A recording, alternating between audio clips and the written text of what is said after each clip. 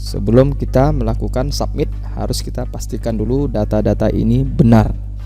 Dan ada lagi suatu tambahan yang harus kita selesaikan, dimana kita harus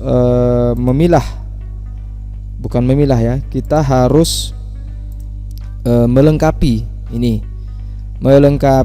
data-data yang diminta oleh Monip DD ini.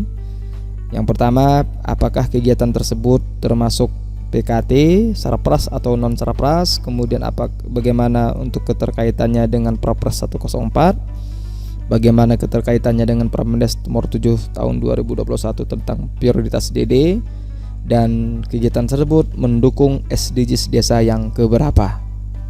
Nah, ini harus kita selesaikan ya. Ini harus kita selesaikan. Yang akan kita isi di 4 kelompok ini hanya yang bersumber dari DDS ataupun dari dana desa. Nah, ini kita harus melakukan input ataupun pemilihan secara manual. Kita menyelesaikan secara manual. Ini sama persis dengan yang pernah kita lakukan dulu di aplikasi CPD. Ya, sama persis. Oke, kita lanjut. Ini kalau ada salah satu yang tidak kita isi atau kita lengkapi, masih tertulis pilih seperti ini, maka nanti kita tidak bisa melakukan submit. Ya, jadi seperti itu. Oke, kita lanjut. Nanti video ini saya skip saja biar biar cepat. Tapi sebelumnya ini kita contohkan terlebih dahulu. Yang pertama, kita lihat yang pertama adalah kegiatan operasional pemerintah desa. Oke, kita lihat ini anggap non sarpras ya, memang bukan non sarpras ya, dan bukan juga non PKTD. Untuk Perpres tidak ada, untuk Permendes juga tidak ada. Oke. Kemudian untuk mendukung SDGs ini sebenarnya tidak ada, namun kita pilih yang ke-18. Nah, untuk menentukan yang kolom yang keempat, mendukung SDGs desa, sebenarnya ini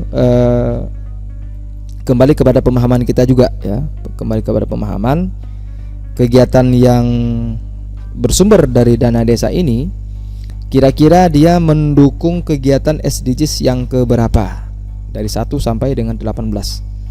Nah, ini harus harus dipahami benar-benar. Meskipun sebenarnya tidak ada petunjuk secara khusus, tidak ada benar dan salah, namun kita lihat saja secara keterkaitan kegiatan tersebut saja. Namun sebenarnya untuk membantu kawan-kawan, ada daftar tabel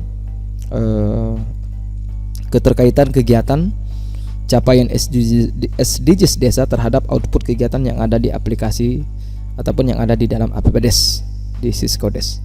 Nah, contoh ini misalkan tadi kita pilih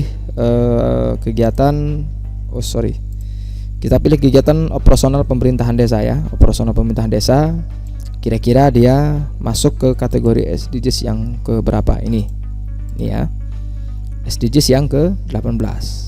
Jadi rata-rata sebenarnya untuk yang di bidang pemerintahan, jika dia memang ada menggunakan dana desa, itu masuk di bagian SDGs yang ke-18. Kemudian juga ada profil desa ini.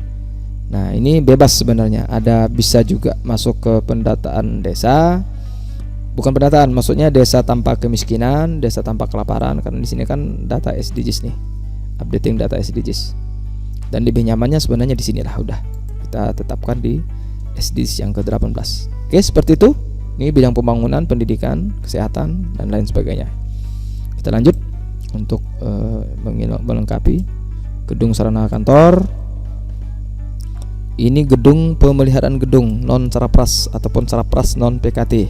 Ini tinggal kita lihat, tinggal kita pilih saja sarapras non PKT ataupun non sarapras PKT. Oke. Kemudian lainnya, kemudian ini juga lainnya, dan ini SDGs yang ke-18. Lanjut. Profil ini non sarpras. Kemudian keterkaitannya dengan Perpres 104 ini profil termasuk prioritas strategis nasional ya. Kalau 104 karena salah satu pendataan desa. Kemudian di sini pendataan desa, di sini SDGs yang ke-18. Oke, seperti itu ya kawan-kawan. Nanti ini tinggal silakan didiskusikan bersama tim atau dengan supervisornya sekiranya nanti ada kebingungan untuk memilah kolom-kolom yang ini. Jadi video ini saya skip saja, nanti kita langsung ke bagian upload. Oke, baik kawan-kawan, ini sudah selesai untuk kita lakukan pengisian di masing-masing kelompok. Intinya di sini adalah kita harus memastikan di kegiatan tersebut apakah dia mendukung termasuk program di Perpres 104, apakah di Permendes nomor 7, kemudian mendukung SDGs yang keberapa. Ini termasuk ada yang stunting, ada yang ketahanan pangan, ada yang COVID, desa aman COVID, dan lain sebagainya. Oke, ini sudah selesai. Kita dapat langsung melakukan submit untuk diverifikasi. Nah, di sini nanti yang berhak memverifikasi adalah satu jenjang di atasnya. Misalnya kalau PLD yang mengsubmit, artinya yang memverifikasi adalah PD. Tapi kalau PD langsung yang mengsubmit, maka yang memverifikasi dapat langsung oleh PD tersebut sendiri atau diverifikasi oleh tenaga ahli di kabupaten. Oke, kita confirm ya. Kita confirm. Nah, sudah selesai. Kita langsung masuk ke halaman verifikasi. Nah, di sini sudah muncul satu desa yang sudah kita lakukan submit tadi. Nah, ini nanti bisa langsung disetujui oleh TA, PD, oleh TA. Karena berhubung masih diberikan hak akses oleh Monip DD ini. Kita langsung verifikasi agar muncul nanti di bagian rekap. Sementara di sini kan rekap kan belum tampil nih data desa yang sudah kita lakukan submit upload tadi. Oke, langsung diverifikasi, kita lihat. Verifikasi, ini tampilannya sudah 0. Oke, sudah sip. Setuju, konfirmasi setuju, siap, sudah berhasil disetujui. Kita lihat di menu rekapitulasi progres.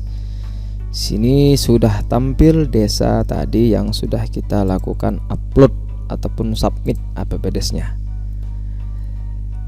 Oke, baik, seperti itu saja kawan-kawan mungkin untuk pembahasan kita di video kali ini. Terima kasih sudah menyaksikan video ini sampai selesai dan tetap jaga kesehatan. Sampai ketemu di video selanjutnya. Salam pemberdayaan. Assalamualaikum warahmatullahi wabarakatuh.